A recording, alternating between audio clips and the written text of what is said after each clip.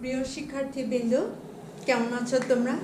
তোমাদের প্রতি রইল এই করোনাকালীন বৈশ্বিক সময়ে শুভেচ্ছা। সবাই সুস্থ থাকুক। তা আমরা দীর্ঘদিন পর্যন্ত করোনার কারণে তোমাদের সাথে আমাদের একটা দূরত্ব সৃষ্টি হয়েছে, কিন্তু বাংলাদেশ সরকারের বাস্তববাদী একটি কর্ম পদক্ষেপের কারণে আমরা এখন অনলাইনে ক্লাস করতে যাচ্ছি। এই অনলাইনে কার্যক্রমকে আমি স্বাগত জানাচ্ছি এবং এই কার্যক্রমে নিজেকে অংশগ্রহণ করতে পেরে একজন শিক্ষক হিসাবে নিজেকে ধন্য মনে করছি। আজকে আমি তোমাদের সাথে আলোচনা করব অষ্টম শ্রেণী ষষ্ঠ অধ্যায়ে বাংলাদেশের অর্থনীতি। এখন চিন্তা করতে হবে যে এই অর্থনীতি কেন আলোচনা করব, বাংলাদেশের অর্থনীতি কেন আলোচনা করব। বাংলাদেশের অর্থনীতি আলোচনা করতে হয় সমগ্র বিশ্বের অর্থনীতি, সমগ্র বিশ্বের বিভিন্ন দেশের অর্থনীতির সাথে নিজেদের সাথে তুলনা করে নিজেদের অবস্থা এবং গতি প্রকৃতি এবং আমাদের অর্থনীতির কোন পর্যায়ে আছে সেইগুলি পর্যালোচনা করার জন্য আমাদের বাংলাদেশের অর্থনীতি আলোচনা করা অতি আবশ্যক। তো এই অর্থনীতির সাথে বাংলাদেশের মানুষের অর্থনৈতিক কার্যক্রম, তার উৎপাদন ব্যবস্থা ইত্যাদি ইত্যাদি বিশদভাবে আলোচনা করা দরকার। এখন আমাদের বাংলাদেশে বর্তমান আলোচনা করতে গেলে তোমরা একটা জিনিস লক্ষ্য করবা যে 2016-17 আদমশুমারির সমীক্ষা অনুসারে বাংলাদেশের মোট জনসংখ্যা হচ্ছে 16,08,00,000। তার মধ্যে বিবিএর সর্বশেষ শ্রমশক্তির জরিপ অনুসারে 2016-17 অনুসারে 15 বছর ঊর্ধ্বে কর্মসংস্থানের পরিমাণ ছিল 6,35,00,000। তার মধ্যে পুরুষ কর্মী হচ্ছে 4,35,00,000, নারী কর্মী হচ্ছে 2 কোটি। এটি 2018 সালের অর্থনৈতিক সমীক্ষা। আর এই 2018 সালের অর্থনৈতিক সমীক্ষার অনুসারে বিদেশে কর্মরত বাংলাদেশিদের সংখ্যা হচ্ছে 9.05 লক্ষ, অর্থাৎ 9,05,000। বর্তমানে বাংলাদেশে মোট কর্মী জনসংখ্যা হচ্ছে 6,44,05,000।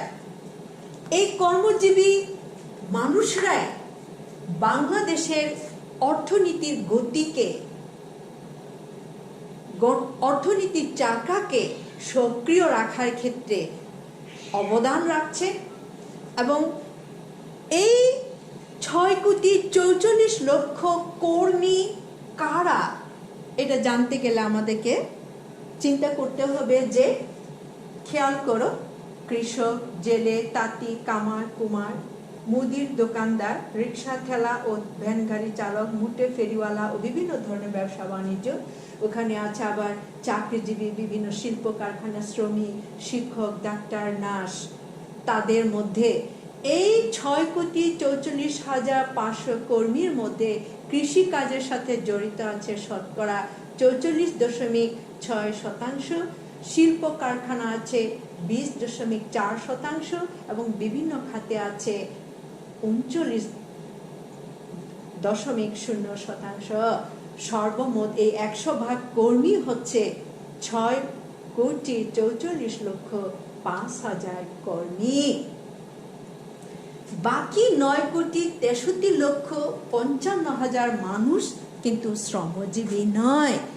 এই শ্রম, এই 9,63,55,000 মানুষ কিন্তু শ্রমজীবী 6,44,05,000 মানুষের জীবন উপর নির্ভর করছে। তাহলে এই বিপুল সংখ্যক কর্মীর একটি অর্থনৈতিক সচিত্রকে যদি আমি উপস্থাপন করি, তাহলে কি দাঁড়াচ্ছে দেখো। বাংলাদেশের অর্থনীতির সামগ্রিক চিত্রের একটি চার্ট আমি তোমাদের কাছে তুলে ধরলাম। খেয়াল করো, সামগ্রিক অর্থনীতির চার্টকে আমি প্রধানত দুভাগে ভাগ করলাম। একটি হচ্ছে গ্রামীণ অর্থনীতি, একটি হচ্ছে শহরমুখী অর্থনীতি। তো আমরা জানি যে বাংলাদেশ একটি গ্রাম প্রধান দেশ এবং এখানে 68,000 গ্রাম আছে এবং আমাদের বাংলাদেশের অর্থনীতি প্রধানত কৃষির উপর নির্ভরশীল।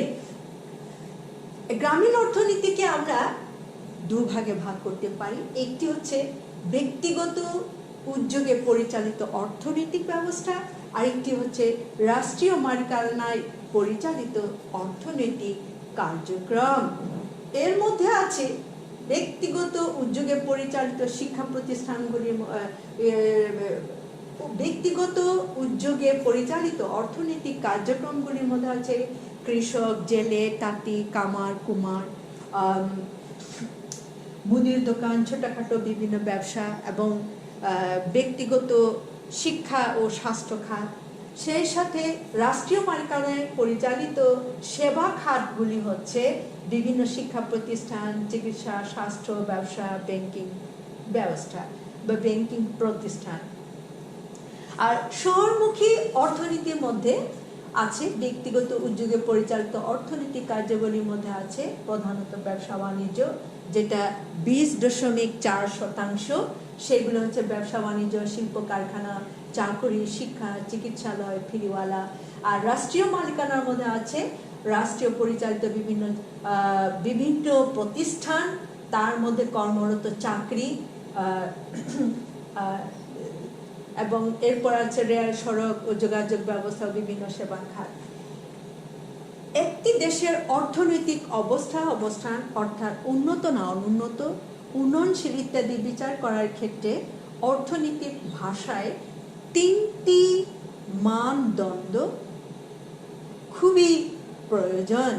এই 3টি মানদণ্ড হচ্ছে মোট দেশজ উৎপাদন, যেটাকে বলে জিডিপি, ইংরেজির মূল শব্দ হচ্ছে গ্রোস ডোমেস্টিক প্রোডাক্ট, আর মোট জাতীয় উৎপাদন জিএনপি, আর গ্রোস ন্যাশনাল প্রোডাক্ট, মাথা পিছু আয় পিসিআই বা পার ক্যাপিটা ইনকাম। এই হলো আমাদের। এখন আমি এই যে অর্থনীতিকে পুরা একটি দেশের অর্থনীতির উপরে মানুষের জীবনযাত্রা, মানোন্নয়ন সব কিছু নির্ভর করে এবং এগুলো বিচার বিশ্লেষণ করার জন্য আমাদের যে 3টি মানদণ্ড, মোট দেশজ উৎপাদন যেটাকে বলে জিডিপি, মোট জাতীয় উৎপাদন যেটাকে বলে জিএনপি এবং মাথা পিছু আয় পর্যালোচনা করা খুবই প্রয়োজন। এ ব্যাপারে আমি মোট দেশজ উৎপাদন সম্পর্কে একটু আলোচনা করব।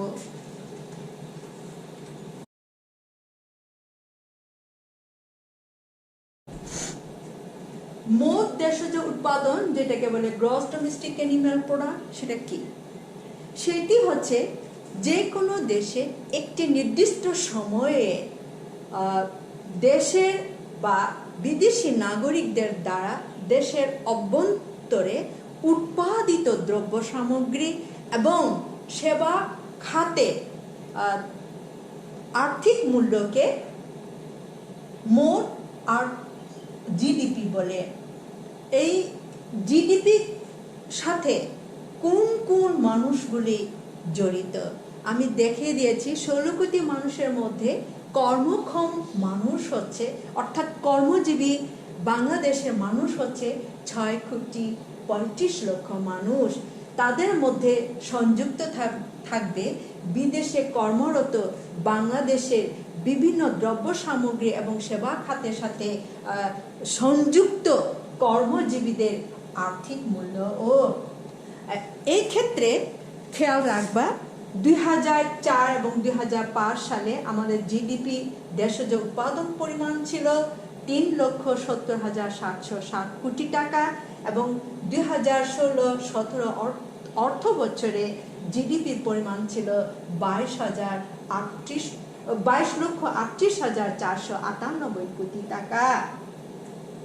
তাহলে আমরা দেখতে পাচ্ছি যে আমাদের বাংলাদেশ ক্রমান্বয়ে আমাদের অর্থনীতির চাকা প্রবৃদ্ধির দিকে এগিয়ে যাচ্ছে। এই জন্য আমরা 2017 সালে আমরা অনুন্নত দেশ থেকে নিম্ন মধ্যম আয়ের দেশে নিজেদেরকে পুষতে সক্ষম হয়েছি।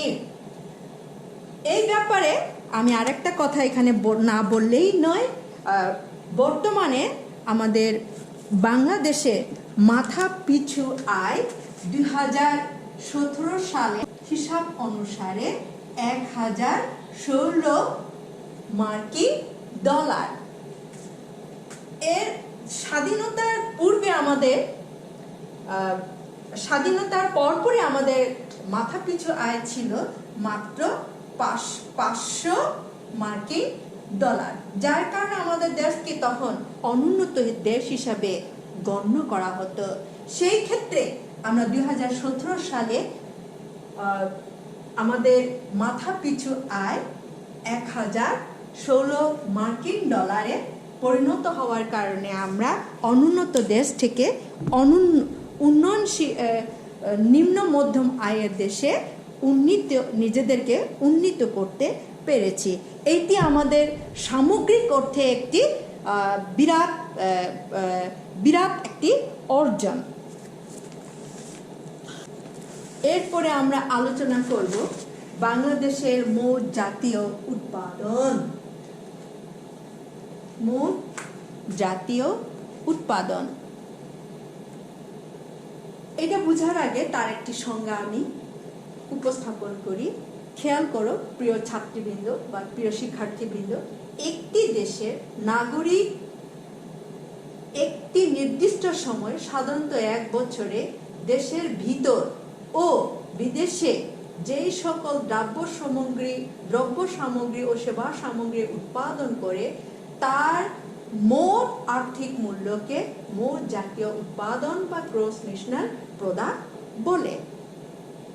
তাহলে জিএনপি হিসাব করা হয় নাগরিকের অর্থনৈতিক অবদান বোঝার জন্য, আর জিডিপি হিসাব করা হয় নাগরিকদের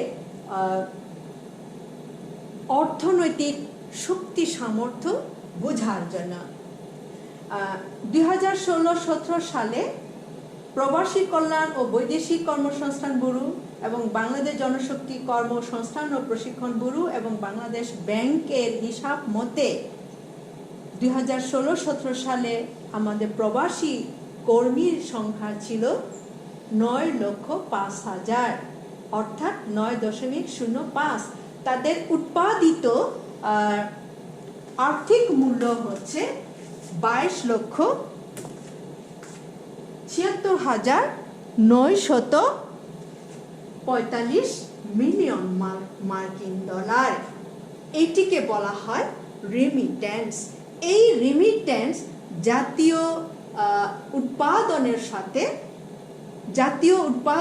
সাথে জড়িত এবং এই রেমিটেন্স আমাদের অর্থনীতির গতির চাকাকে ত্বরান্বিত করতে একটা বিরাট ভূমিকা পালন করেছে। এই গেল আমাদের জাতীয়। তাহলে আমরা এখন জাতীয় জিএনপি বলতে কি বুঝো এবং জিএনপি এবং জিডিপির মধ্যে পার্থক্যতা হচ্ছে কোথায়, এবং জিএনপির মধ্যেও দেশের জনগণের উৎপাদিত দ্রব্য সামগ্রী আছে, আবার জিএনপিতেও একটি দেশের একটি নির্দিষ্ট সময়ে উৎপাদিত জনগণের দ্রব্য সামগ্রী সেবা খাত আছে।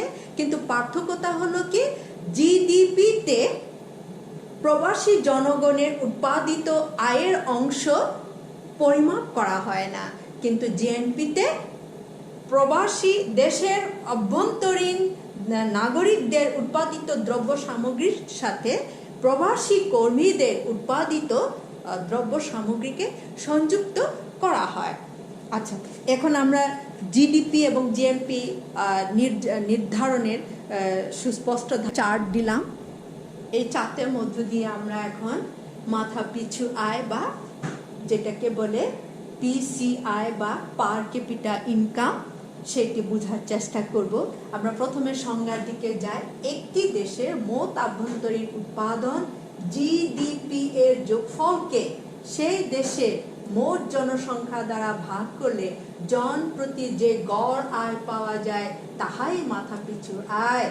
পার ক্যাপিটার এবং আমাদের আমি তার একটা সচিত্র দেখাচ্ছি, যে আমি বারবার বলতেছি যে অর্থনীতির অবস্থা এবং অবস্থান বোঝার জন্য বিভিন্ন দেশের মাথা পিছু আয় একটি তুলনামূলক আলোচনা করা হয়।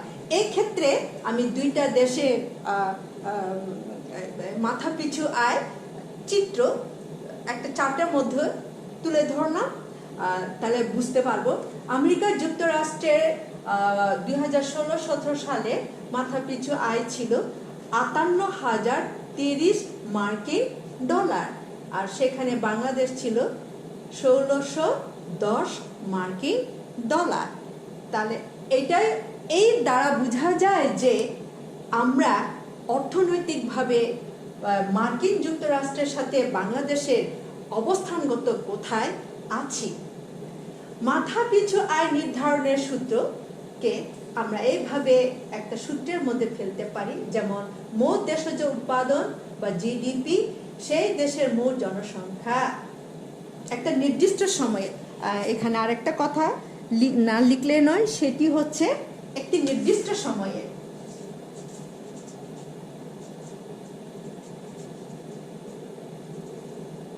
এবং সেই দেশের মোট জনসংখ্যা মাথা পিছু আয়। আমি এটাকে উদাহরণের সাথে পর্যালোচনা করছি।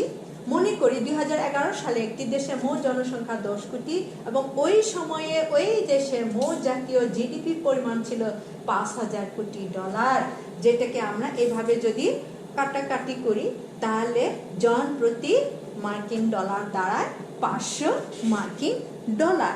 এটাই হচ্ছে মাথা পিছু আয়ের পরিমাণ।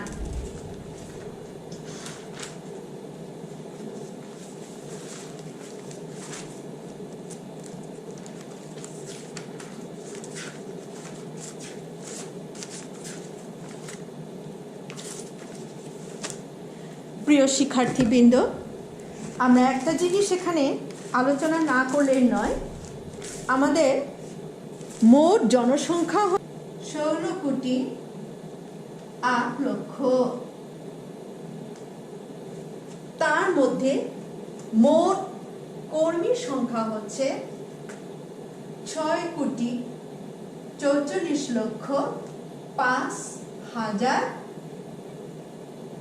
জন। 5,000। তাহলে বাদ বাকি 9,95,000 মানুষ রয়েছে যারা বাংলাদেশে বসবাস করছে, তারা কিন্তু অর্থনৈতিক কোনো কার্যক্রমের সাথে জড়িত নয়। তাহলে এখন দেখা যাচ্ছে যে অর্থনৈতিক এদেরকে জনসংখ্যা হিসাবে আমরা ধরব। এই জনসংখ্যা কারা? এই জনসংখ্যা হচ্ছে 1 শিশু, 2 হচ্ছে নারী যারা গৃহস্থী হিসাবে আছে, আর একটা হচ্ছে বৃদ্ধ বৃদ্ধা যারা অর্থনৈতিক কার্যক্রমের সাথে জড়িত নয়। দ্যাট মিনস অর্থ উপার্জনের সাথে যারা সরাসরি জড়িত নয়, কিন্তু পারিবারিক কাজের সাথে তারা জড়িত। তো এখন এই যে 6,44,05,000 মানুষকে আমরা, সেখানে কোনো বেকার যুবক যুবতী যদি থাকে, বেকার যুবক যুবতী, এরাও কিন্তু এই অংশের মধ্যে জড়িত। এখন আমাদেরকে বুঝতে হবে যে জনসংখ্যা ও জনসম্পদ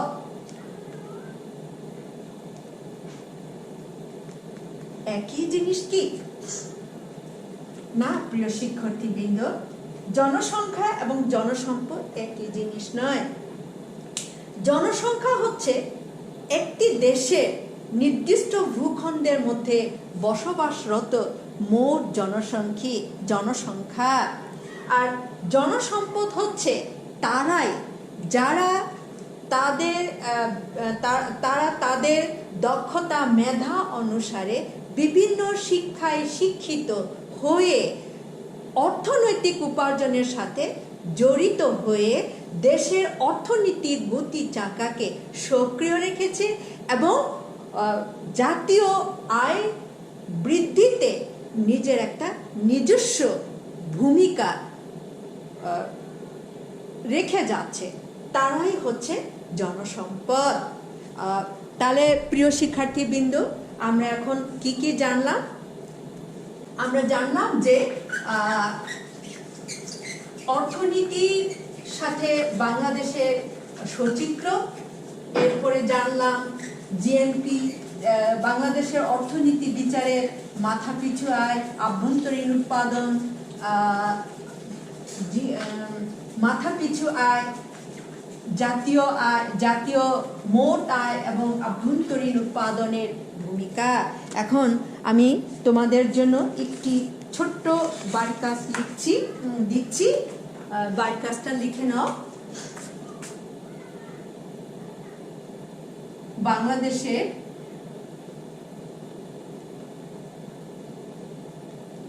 অর্থনীতির একটি ছোট্ট চিত্র তুলে ধরো। 2, জিডিপি ও জিএনপি বলতে কি বুঝো? 3 নাম্বার, মাথাপিছু আয় নির্ধারণে সূত্র একটি উদাহরণের সাহায্যে বর্ণনা করো। আজকে আপাতত আমি আমার ক্লাসটা এখানে সমাপ্তি ঘোষণা করছি। আবারও ঘোষণা করার আগে তোমাদেরকে আবারও বলছি, বৈশ্বিক এই মহামারী করোনাকালীন সময়ে আমরা স্বাস্থ্যবিধি মেনে চলব এবং নিজেকে অপরকে স্বাস্থ্য সুরক্ষায় সহযোগিতা করে নিজের দেশকে একটি সুখী সমৃদ্ধ দেশ হিসাবে গড়ে তোলার জন্য সর্বাত্মক সহযোগিতার আহ্বান করে আমি আমার এই ক্লাসকে সমাপ্তি ঘোষণা করছি। তোমাদের সবাইকে আবারও ধন্যবাদ।